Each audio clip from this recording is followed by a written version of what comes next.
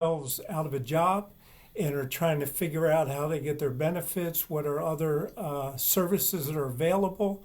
And as your representative, I believe it's important we do everything we can to provide the best information for everyone. And so we are blessed today to have so many caring organizations in Atlantic County providing help to all of our local families. But in particular, today we're going to be talking about and having a conversation with Jewish family organizations. Good afternoon. We have with us, and we're blessed to have with us, Andrea Steinberg and Ann Thorson. Good afternoon, ladies. Good afternoon, Senator. Good afternoon.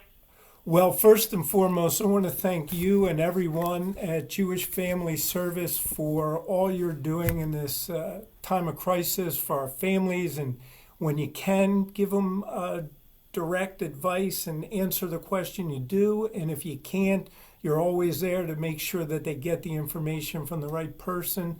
And on behalf of everybody, I can't thank you and the Jewish Family Service enough. So obviously, we're all aware the coronavirus is disrupting all our lives. And for example, in one day, 27,000 casino employees suddenly found themselves out of a job. So families are in shock and they're looking for help, and many of them had never had to rely on services from the public or the private sector before. So with your help, hopefully we'll be able to show them where to go and how to help them individually. We get a lot of questions in our office, and I'm just trying to relate to you what so many people have called us and emailed us and asked us. So let's just start with an easy one. Is Jewish Family Service open and serving our community during this crisis? Senator, yes, Jewish Family Service is open. We are, however, limiting any face-to-face interactions as much as possible. Our Access Center is available via phone Monday through Friday, 9 to 5, with staff, both English and Spanish speaking, to answer any questions regarding the scope of services that we have available, resources in the community, and general information. Our food pantry is still welcoming walk-ins daily from 10 to noon, Monday through Friday, and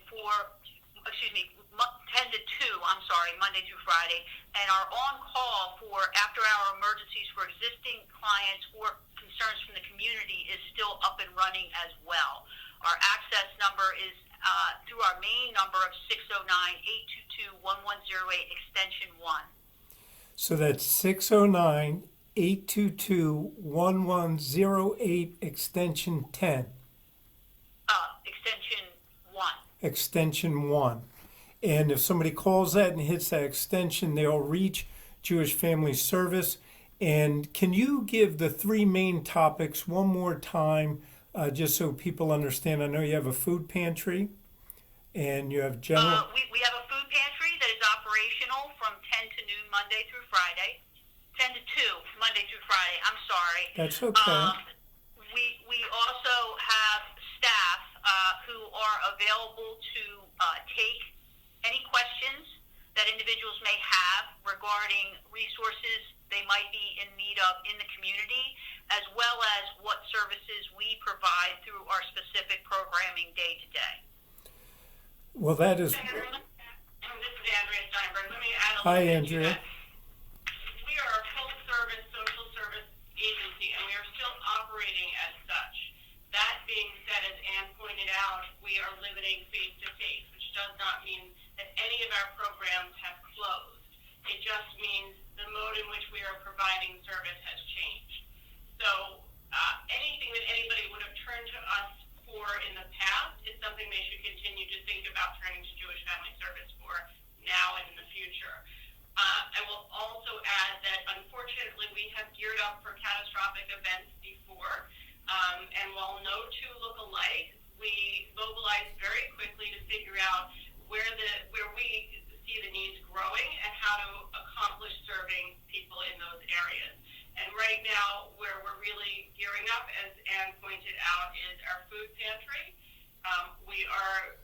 working collaboratively with other providers and public entities to address homeless services and needs that will be growing, as well as moving toward bolstering our counseling services as we see that as a growing need as well.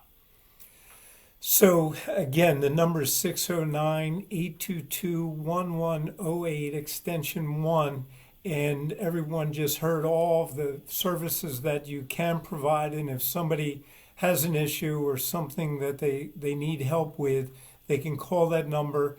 And if I'm correct, you have all of your 179 employees still serving the community. We do. All of our employees, as I mentioned, are working from their homes, doing limited face-to-face work, but we have not laid anybody off. We see the needs for our services growing and are looking to continue to retain employees, hopefully into the future. There are a lot of programs coming out federally, so we look to take advantage of that so that we can continue our critical services for the community. So one of the biggest topics, as you can imagine, is unemployment. And what are the first steps someone should take to care for their families when they become unemployed? Senator, individuals should identify what potential resources that they may qualify and immediately begin to attempt to process that, including any provisions their employer may have to assist them at this time. And certainly contacting our Access Center would be a first step if they were unsure as well. We are, through Jewish Family Service, actively keeping an eye on what is happening with benefits or resources to assist individuals so that we can be that one-stop center for people calling to know the most up-to-date and timely resources that are existing in their community to assist them. And we can help to assist them by information and referral through our Access Center, as well as with our case managers that are still moving about in the community to assist them as well. We know, for example, that at this point, utilities should not be interrupted for any family. Let me repeat that, because I think that's important. Anybody listening, whether it's gas or electric, during this state of emergency, they are not allowed to turn them off or disconnect them. It doesn't mean that you won't ultimately be responsible, but if you're somebody who's just been laid off and try and figure out while you're waiting for your first unemployment check how you're going to make ends meet, you need to be aware that your electric and your cable and your gas during this time of emergency will not be cut off. Is that correct? That is correct. We also know that no evictions are to take place for the period of at least 2 months. Benefits that may have been due for recertification, such as SNAP, are in the months of March and April have been extended for 6 months, and SNAP benefits have been increased for some families in April to address the food need as well. We are also monitoring the new guidance related to family leave during this time to be able to provide accurate and timely information to individuals who may need that. Well, that is wonderful. And if anyone has any questions about any of those topics or where they fit in, that's why we're having this conversation and giving you the information at 609-822-1108, extension 1 for Jewish Family Service. And all of those topics that we just talked about, if you have any questions, you can call and they will give you more specific information tailored to you with your question. So another area, obviously, is health insurance. So many families who have their health insurance tied to a job. Is that something that you can help families apply for and make sure that they get the coverage they deserve? Again, we can, through our Access Center, assist them with identifying what resources, including health insurance, that they might be entitled to and help them kind of maneuver through the system to find their way. We can identify where they may qualify, where they can go, and help foster communication via our established working relationships with Atlantic County Board of Social Services. So again, contacting the Access Center, as we've mentioned, would be a very vital first step if people are unsure how to maneuver through the systems of care. And I know that so many families who haven't had to rely on any type of services in the past certainly are going to benefit greatly from Jewish Family Service and all that you are doing to give them that information.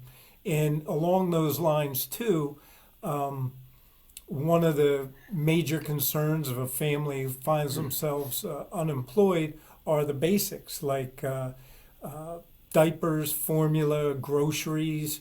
Do you rely upon private food donations? And do you also help and make sure that if you can, people are able to get those essentials?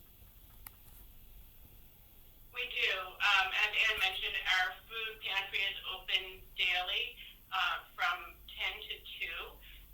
And as a part of our food pantry, we have a diaper bank. So we have diapers and formula. Typically, our agency serves about 20 to 40 people in the food pantry or in our access center per day. We anticipate those numbers going up to about 100.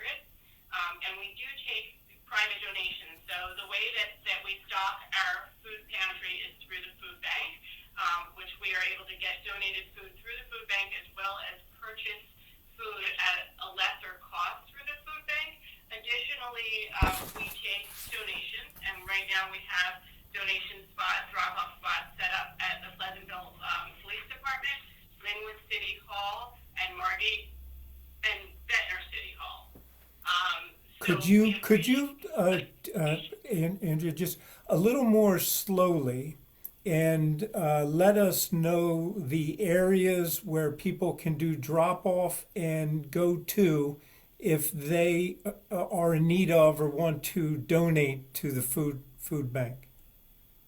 Okay, so for donations, they can go to the Pleasantville Police Department, Linwood City Hall, and Ventnor City Hall.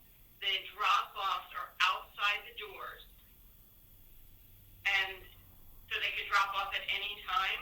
Okay. And the types of food that we look for are things that could provide healthy meals. So peanut butter, tuna fish, cereal, soups, hearty soups, So if pasta. So if people want to drop off, this isn't just for those who may need it and they understand the places and the times, but if there are people out there, and we live in such a generous and wonderful county, who want to help contribute and make sure that everyone is looked out for, they too can make these drop-offs. You can contribute, and it's simple enough, but what they're asking, if I hear you correctly, are foods that are healthy, and particularly canned and sealed, obviously, whether it's tuna fish or peanut butter or soups. Those would all be the types of things that we would want those who are able to drop off for our families. Yes, and of course, always a financial donation is appreciated, which can be made on our website, jfsatlantic.org. So let me repeat that because I think it's important.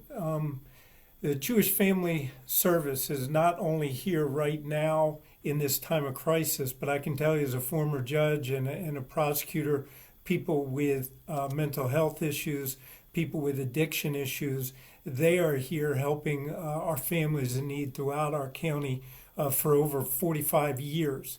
And so making sure that they're able to survive and continue to serve people is important.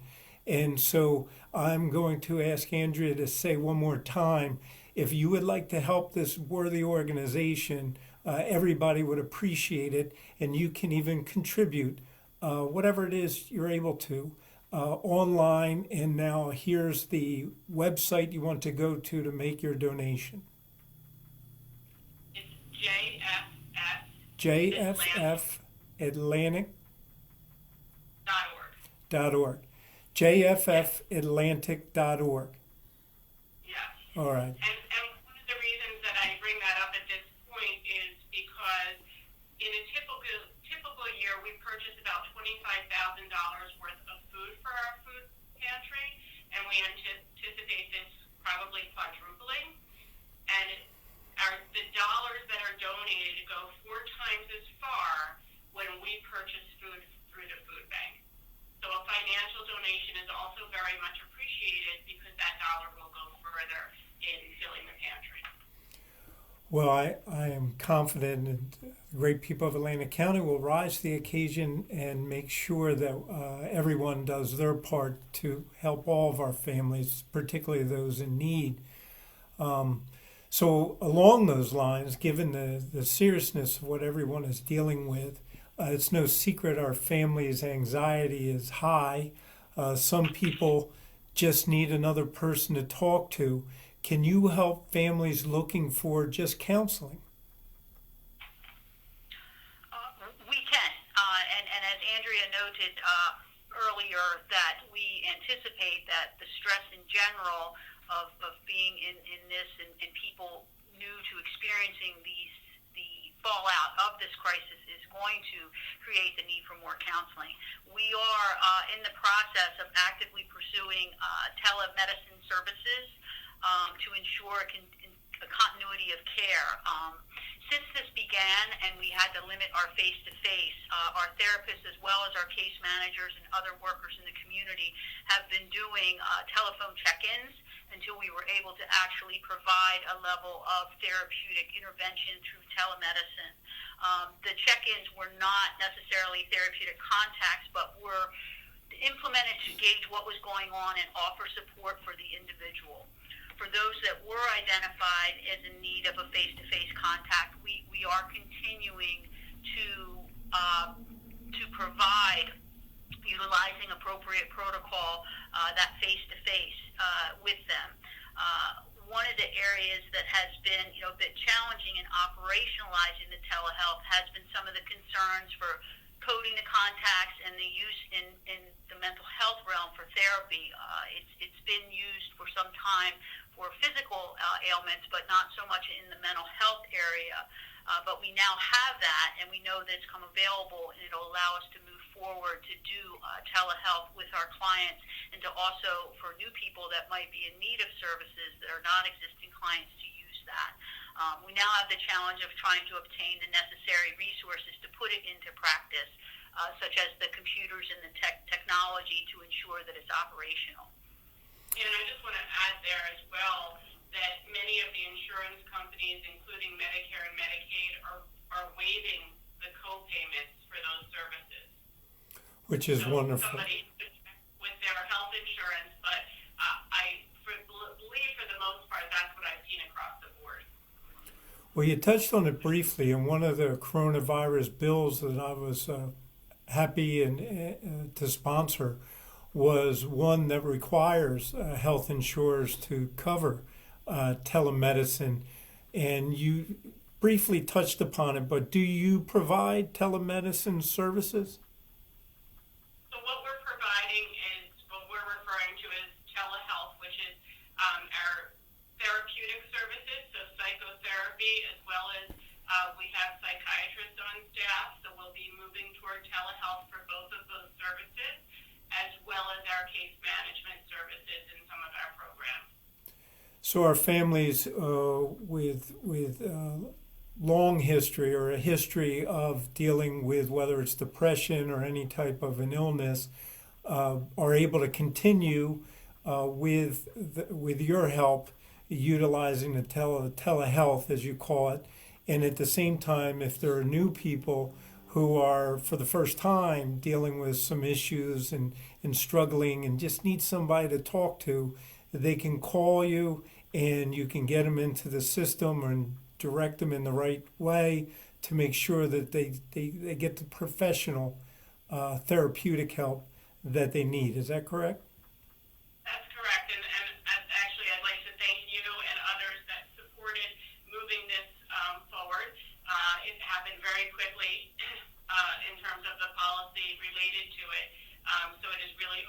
doors figuratively for people to get the help that they need during this time.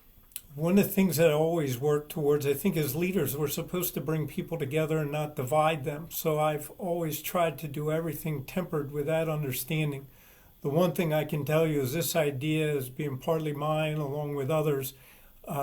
Everyone came together, and these are bills that I was proud to sponsor in the minority party, and yet have unanimous support throughout. So this is exactly the type of response that you would hope you would get, and it has moved quickly. That's a credit to the governor and his staff as well.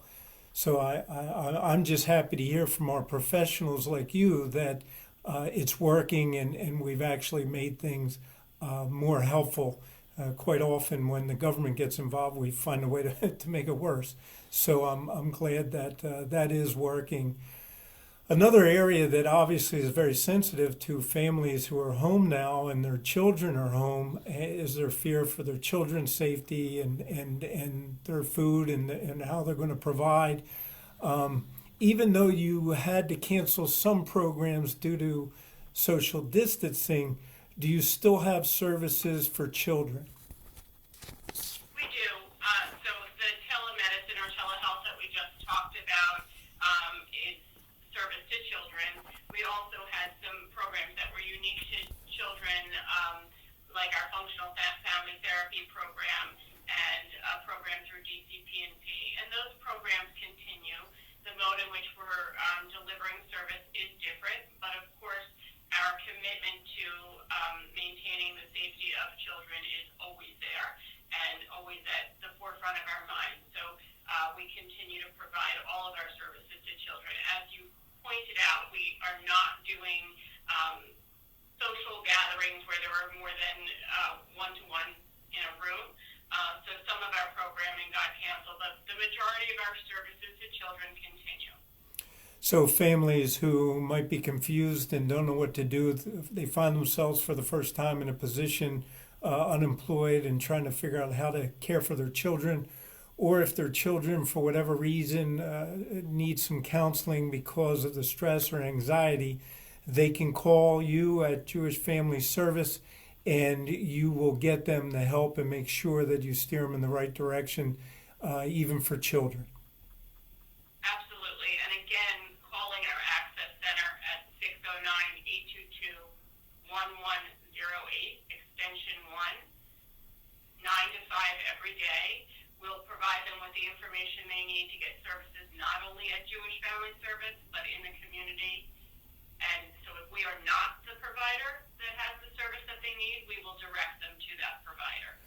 And I can tell you that is so unselfish of you to understand and come on this with me today, giving out your number 609-822-1108 extension 1, knowing that you're just there to help. In other words, you may not be able to provide all the services, but if somebody calls you and they're in need and they call Jewish Family Service, the service will make sure that they get to the right agency so that they get the right care and the right services that they need. And that is what makes Jewish Family Service such an asset to our county and to our families here. And you ladies and everyone there, all 179 of you, we certainly appreciate.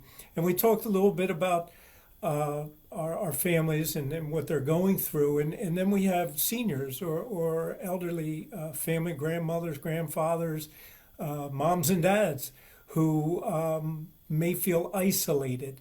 What help and advice do you offer for families with an older loved one? So we continue to provide services to our seniors in the community. Right now, there are about 200 seniors that rely on Jewish Family Services program for seniors, which is Village by the Shore. And we continue to provide the essential support. So while we are not face-to-face with our seniors for the most part, we are providing the support that they need either through our care coordinators, reaching out and being in contact to make sure that any services, professional services they need, they're getting, or we have volunteers checking in with them regularly just to provide social support, to be there for them, to have a conversation, because as we know, it is isolating for all of us. Our seniors, in many cases, are even more alone. And we also continue to provide the services we've always provided, but have built them up, which is our kosher meals on wheels delivery, our food pantry, as we've talked about, and also our shop from home program. So we have we help seniors to place orders for their shopping, and then we deliver that food to them. So I want to echo that a little bit, and if I understood you correctly, seniors right now, particularly not wanting or being able to get out, more vulnerable perhaps to the virus, the Jewish Family Service offers a delivery of Meals on Wheels to help with shopping and with food. Is that correct? Yes, that is correct. And yeah, go ahead. I'm sorry.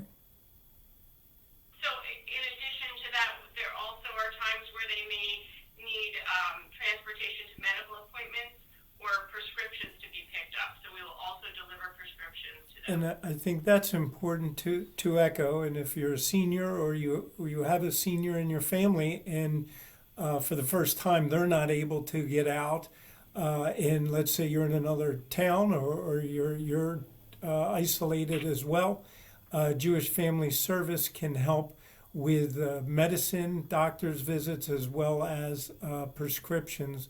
And that is just phenomenal and just one of the many services you offer even when we're not in crisis. Is that correct? That is correct. This is to become a member of the Village by the Shore, which is our service to seniors. It's $18 a month, and there additionally are social programming that is typically a part of Village by the Shore. We are exploring ways of doing that via technology, but our seniors often are limited in terms of their access to technology. So we continue to look at that. But again, to be a Village member, it's $18 a month, and they can reach Tina Sirota. I can provide a different number. This is for our seniors only, to call 609-822-1109. And that's for seniors only who want to get into that program. Correct, the Village by the Shore. Well, I understand what you're saying when you say technology is tough for our seniors. I can tell you it's tough for me. And one thing I'm lucky is I have 3 kids who try to make sure that I am up to date and have a clue as to how we're working our phone. And even today with this setup, I want to thank you for your participation. Is there any information we didn't cover that you would like to add? Yes, we have opportunities. We have many people reaching out, and we very much appreciate hearing from our existing volunteers and others that want to be able to volunteer with us. And as I pointed out, we have limited our face-to-face for volunteers, but we have many opportunities that volunteers can still get involved in. And they can call Vanessa Smith at 609-822-1108, extension 249. So let me see if I got that right. For all our volunteers out there who want to be a part of the solution and to help with Jewish Family Service, you can call 609-822-1108, extension 249, and ask for Vanessa. And that would be a wonderful way to give back to your community. Yes, and I can mention just a couple of the things that our volunteers are doing.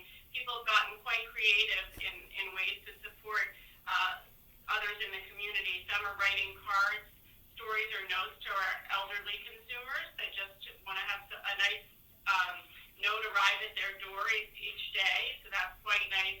As well as some are picking up donations at those collection sites that we talked about. Others are making those donations. All of that really very much appreciated. And of course, as I mentioned before, the financial contributions from both our volunteers and community at large is very much appreciated. Well, the Jewish Family Service does so much over 45 years, and to see you once again rising to the occasion. I know we worked together during Superstorm Sandy, and there were countless families that you provided assistance and guidance and help to. And I know, as we discussed earlier, as a former judge, dealing with people whether they have substance abuse or mental health issues, you were there for our families in Atlantic County day in and day out. So I want to thank you. You're great Americans. You're what make not just the country work, but Atlantic County work. And I can't tell you how much I appreciate all you, your 179 employees, all the volunteers, everybody, just for what you do, the love and concern that you show to people in need is really wonderful, and it's really what it's all about. So thank you, Andrea and Ann, and I hope you stay well. Thank you, you as well.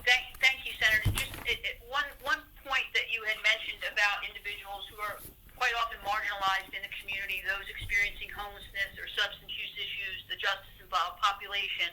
I just wanted to make note that, our Atlantic Homeless Alliance, which is a collaboration with the Atlantic County Board of Social Services, is still very much operational to meet that need, as well as our PATH team, who is out in the street actively looking for individuals completely disconnected from services to help not only provide support and education in this time, but to be on the lookout for any illness that might be occurring within that population. So we certainly appreciate the work that you've done with us on those populations that are often at risk day to day, but even more so at risk in what we're dealing with this virus. So thank you.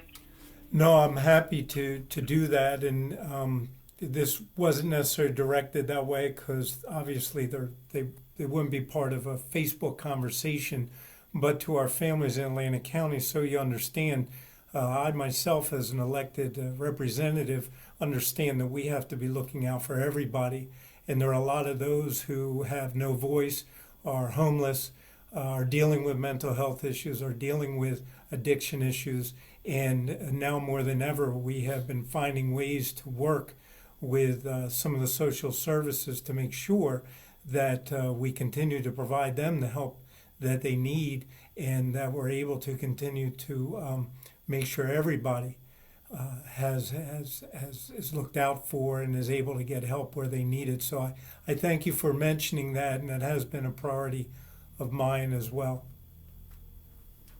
Thank you, Senator. All right, ladies, you have a wonderful afternoon. I thank you for all you do. Please keep up the good work. Thank you so much. Yep. So many of you listening today and have been emailing me and calling me with questions about unemployment. So first, let me say, with the new federal stimulus bill, it looks like unemployment benefits may change. Those changes could impact weekly amounts. For example, the maximum weekly benefit is $681. Extensions beyond 26 weeks and expanding eligibility, part-time and independent contractors may also be eligible under the federal bill. I will share with you details as they become available. Some of you still may be having difficulty getting through to unemployment due to the high volume. The Department of Labor, I am in contact with them. They assure me they are working to streamline their system. They promise me that a delay in filing will not jeopardize your benefits. Your benefits will be based on your date of your unemployment. Continue trying online, which is still the most efficient way to apply. You may also try calling 856-507-2340 if you don't have internet access. If you're still having difficulty, you can always call my office at 609-677-8266. Also on my Facebook page is a coronavirus resource center for all Atlantic County families. We have put in one place all of the information that you would need, from unemployment to Jewish Family Services to helping your children to looking out for seniors to getting your unemployment benefits to listing what social programs are available, all in one place. It's on Chris Brown NJ. It's the Coronavirus Resource Center. In addition, I'm going to continue to update it on a regular basis, so please continue to check back. You can message me on my Facebook page or on Twitter. It's at Chris Brown NJ. You can call my office again at 609-677-8266 or email me at senchrissabrown@njledge.org. I will continue to do my best to make sure you get the most accurate information. Everything is as we receive it. We relay it to you from our doctors and the data. What I'd like to leave you with is this. We here in Atlantic County are resilient, we're strong, we're loving and caring people. We are going to be okay. We're going to get through this. Things are not easy right now, but I know with God's help and our faith, we will get through this. So I just want to say, as Senator Chris Brown, thanking you, hoping you can share this information with other families. Stay well.